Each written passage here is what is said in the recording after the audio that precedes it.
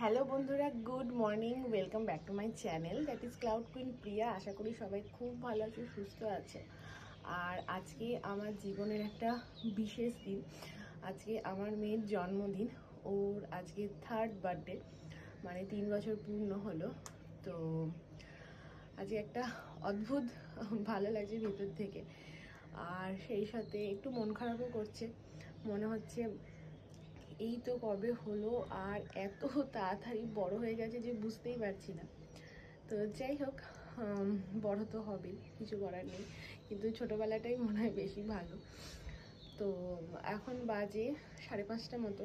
আমি অনেকটা আগে উঠে গেছি, কেন কি ভোরবেলায় মোটামুটি 4টে নাগাদ আমার ভাই আর ভাগ্নে, মানে আমার দেওর আর ভাগ্নে এসেছে ওর বার্থডের জন্য। তো আমি তখনই উঠে গেছি, তারপর থেকে আর ঘুম হয়নি।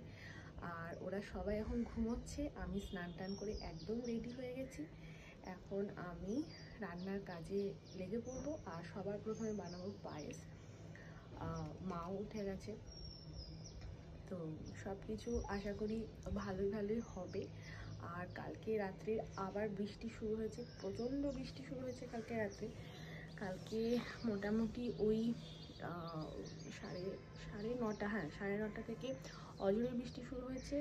আর তোমার মোটামুটি 12:30 পৌনে 1টা নাগাদ খুব বৃষ্টি হয়েছে। তো আমি অতক্ষণ জেগেই ছিলাম। তো এখন আপাতত ওয়েদারটা ঠিক আছে, কিন্তু মেঘলা মেঘলাই আছে। সূর্যি মামা এখনও ওঠেনি, জানি না আজকের দিনটা কেমন যাবে। আশা করি আজকে আর বৃষ্টি হবে না, কেন কি অনেক মানুষের অনেক ক্ষতি হয়ে গেছে।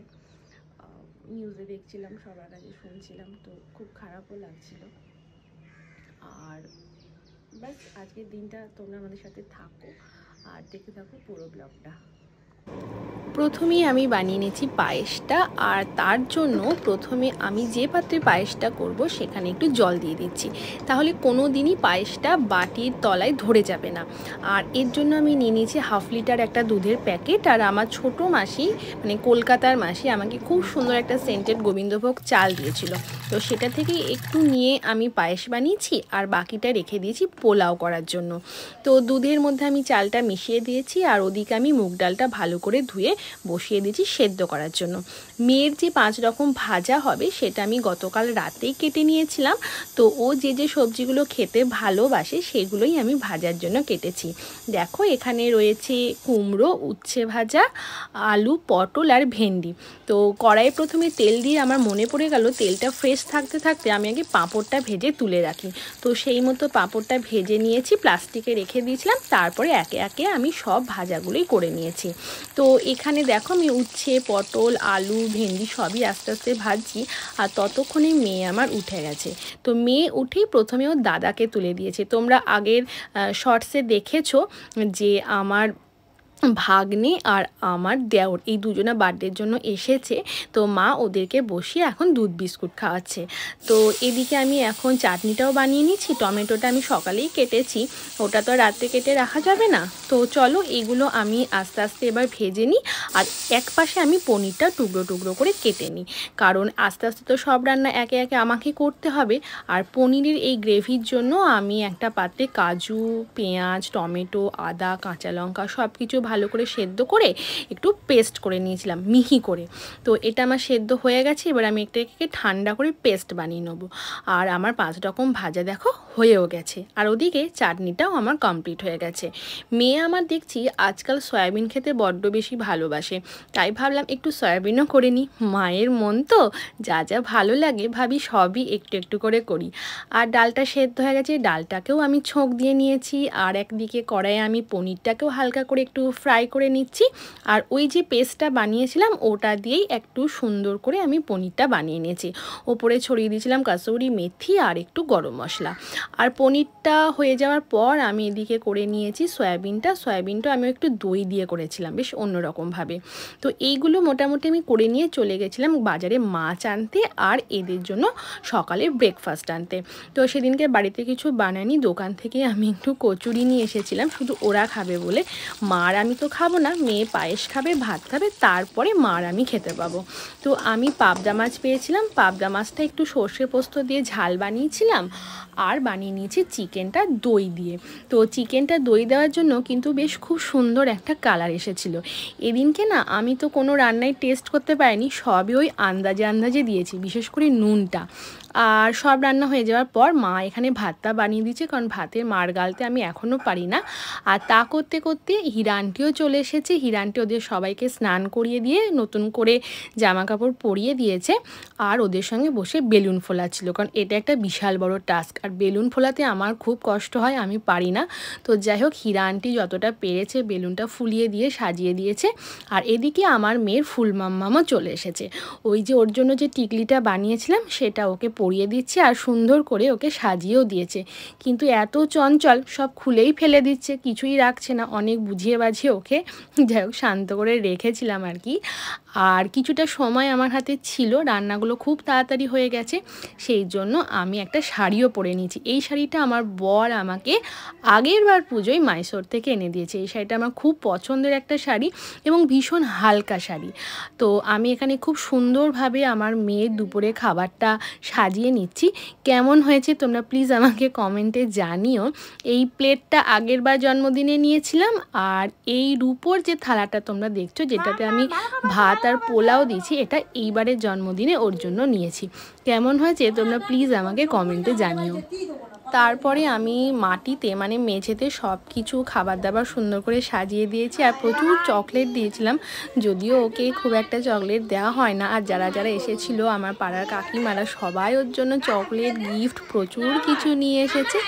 আর এই যে ওর ফেভারিট কেয়ামানি এখানে চলে এসেছে, ফুল মাম্মাম তো আগেই ছিল চলে এসেছে, আর দাদাকে ছাড়া তো একদমই ও খেতে বসবে না।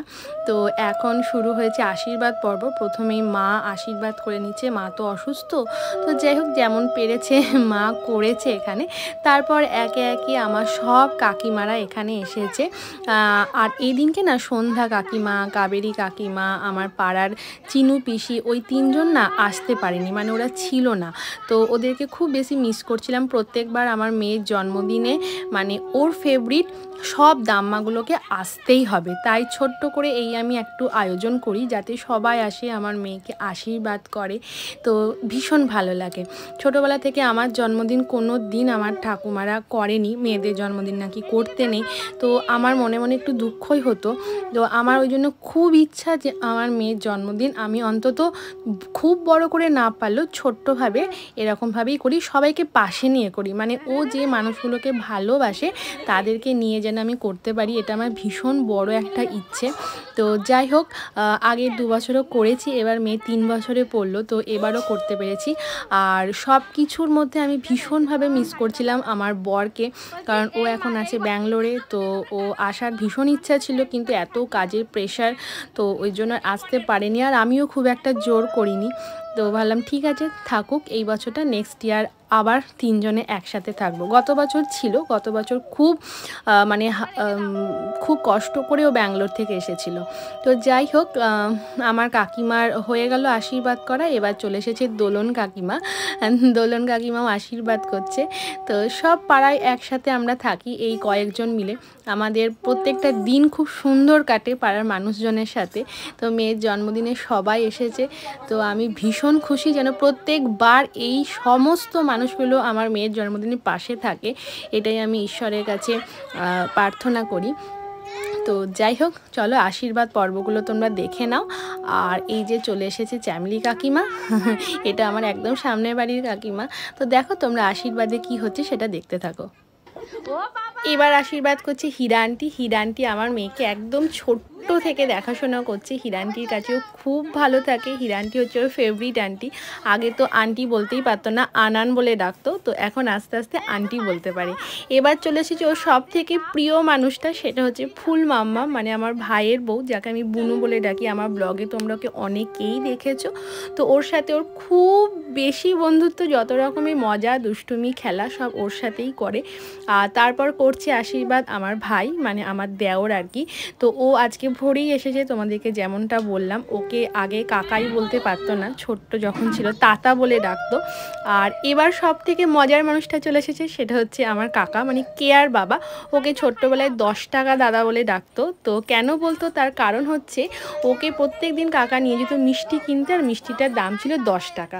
সেই জন্য ওই কাকাকে বলতো 10 টাকা দাদা। তো এখন ওকে বলছি 100 টাকা দাদা, কেন কি ওকে 100 টাকা দিয়ে আশীর্বাদ করছে, তাই 10 টাকা থেকে চেঞ্জ হয়ে বলে 100 টাকা দাদাই। ভাবো সব কীরকম কীরকম শিশু মনের অলিক কল্পনা।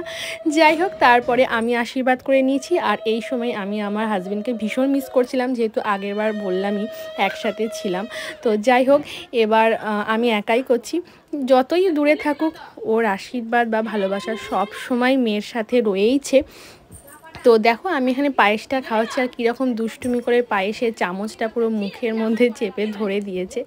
খুব দুষ্টুমি করছিল, শুধু ভাবছিল কখন জুস খাবো, কখন চকলেট খাবো, কখন আইসক্রিম খাবো, এগুলোই ও সমান ওইগুলোর দিকেই তাকিয়েছিল। তো যাই হোক, আমার আশীর্বাদ করা হয়ে গেল। আর তারপরে এখানে কেয়া কোলে নিয়ে ওর সঙ্গে নানান রকম দুষ্টুমি করছিল। কেয়ামানির সাথে যত রকমের খুনসুটি সেগুলোই ও সব সময় করতে থাকে। আর আমাকে সেদিনকে বলছিল, মা আজকে তো আমার বার্থডে, তুমি আমাকে একটু আদর করো। তো সেই জন্য ওকে আমি একটু আদর করে দিচ্ছিলাম। আর চলো, এই আমাদের আশীর্বাদ পর্ব এখানে হয়ে গেল। আর আমার কাকিমারাও সবাই এখন চলে গেছে নিজের নিজের বাড়ি। আবার সবাই এখানে বিকেলে আসবে। তো দুপুরের পর্ব মোটামুটি শেষ। দুপুরে সবাই আসে, যদিও কাবেরী কাকিমা, সন্ধ্যা কাকিমা, চিনু পিসি আসতে পারেনি। তো ওদেরকে খুব বেশি মিস করছিলাম। তো সবাই চলে যাওয়ার পর এখানে হিরান্টি ওকে একটু একটু করে সব কিছু খাইয়ে দিচ্ছিল, কারণ ও নিজে হাতে কিছুই খাচ্ছিল না, ভাবছিল কখন চকলেট আইসক্রিম এগুলোই খাবো। তো দুপুরে তারপরে আমরা বেশ কিছুক্ষণ রেস্ট নিয়ে বিকেলবেলায় আমরা ছাদে এসেছিলাম। খুব সুন্দর একটা এখানে ওয়েদার ছিল। আর এখানে দাদার ও খেলা করছিল ছাদে এসে। আর ওখানে না প্রচুর হনুমান এসেছিল। তো তাদের সাথে আমার মেয়ে কেমন গল্প করছে দেখো।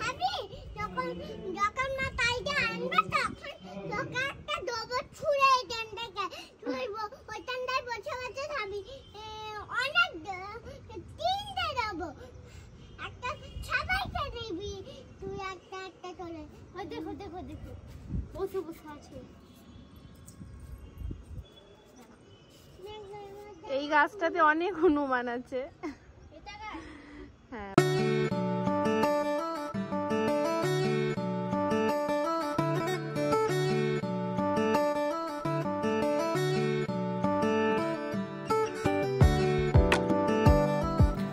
সন্ধেবেলায় চলে এসেছে বিশাল বড় একটা বার্থডে কেক। আর এবার আমি কেক নিয়েছি একটা পান্ডা কেক। পান্ডা কেকটা মানে পান্ডাটা মোটামুটি ও চেনে, কেন কি দার্জিলিং যখন বেড়াতে গেছিলাম তখন ওকে না পান্ডা দেখিয়েছিলাম। তো আগেরবার করেছিলাম একটা জঙ্গল থিমের ওপর কেক, তো এবার শুধু নিয়েছি একটা পান্ডা। পান্ডাটা দেখতে বেশ কিউট ছিল। আর কেকটা তো অ্যাজ ইউজুয়াল ভীষণ টেস্টি ছিল। মিয়মোরের কেক খুব ভালোই হয়। তো আমার পাড়ার সব ছোট ছোট বাচ্চাগুলো চলে এসেছে। ওদের সাথে আমার মেয়ে ভীষণ ভালো খেলা করে, সবাইকে চেনে, সবার নামও জানে। তো যাই হোক, সেই জন্য সবাইকে আমি ডেকেছিলাম কি যাতে আমার মেয়ে খুব খুশি হয়। আরও বেশ কয়েকজনকে ডাকার আমার খুব ইচ্ছা ছিল, কিন্তু আমার বাড়ি এত ছোট আর এত পুরনো দিনের বাড়ি, বিশেষ করে জায়গার এত অভাব, সেই জন্য আমি ইচ্ছা থাকলেও সবাইকে ডাকতে পারিনি। ইচ্ছা আছে 5 বছরে খুব বড় করে একটা সেলিব্রেশন করা আমার মেয়ের জন্য। তো দেখা যাক ঈশ্বর কি করেন।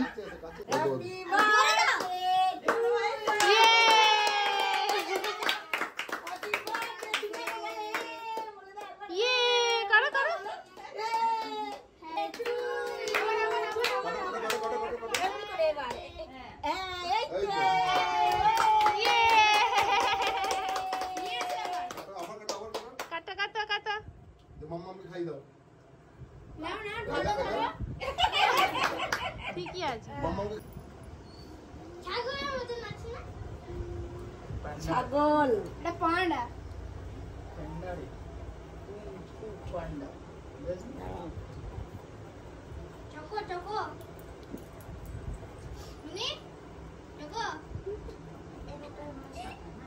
চকলেট, এবার চকলেট এবার চকলেটই নিচ্ছি।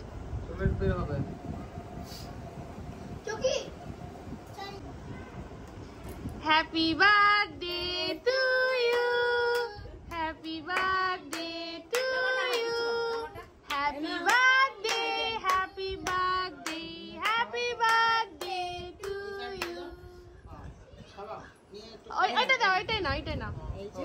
দাও বোনিকে খাই দাও। হ্যাঁ